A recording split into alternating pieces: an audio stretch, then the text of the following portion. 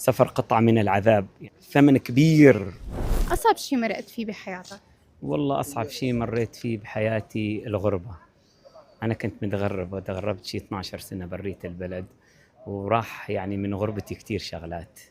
يعني بالغربة سبحان الله كتير صعبة. يعني يمكن هاي الفكرة في ناس ما تعرفها.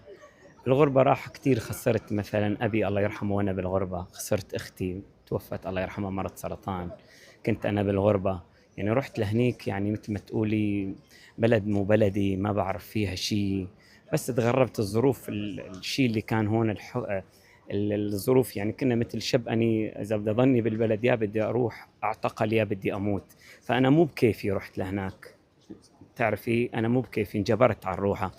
فاللي صار معي هنيك هاي هي الأصعب شيء مرة بحياتي. يعني هنيك كان يمر علي اليوم كألف سنة مما تعدون، صعبة كتير. يعني في ناس يقول لك يحكم إنه الحمد لله، أنا ما أقول الحمد لله على كل شيء، رب العالمين كتب لي هنيك. الحمد لله البلد اللي كنت قاعد فيها ما قصروا معنا، استقبلونا واحسنوا إلينا، وما ننكر فضلهم علينا، يعني الحمد لله رب العالمين. بس بالنهاية الواحد قد ما طار قد ما راح مرجوع على بلده. يعني في مثال لك، يعني الطير يعني يا حرام يظل يفتل يفتل يفتل، آخر شيء ما راح يتعب جنيحاته، بس يتعب جنيحاته ينكسر ويقع على الأرض. ونحن قد ما طرنا ورحنا فتنا دول العالم كلها، بدنا نرجع على بلدنا، ما لنا غنى على بلدنا. يعني بلدنا وبالنهاية لازم نحن نعمرها ونعمل شيء فيها.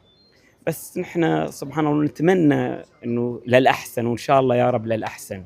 قد إيه كان الثمن غالي للسفر؟ والله كتير، يعني كتير مش شوية. قد ما أقول لك صعب الغربة. يعني زي النبي صلى الله عليه وسلم حدث إنما السفر قطعة من العذاب. يعني يمكن العالم يفكرون هنيك مبسوطين، لا والله.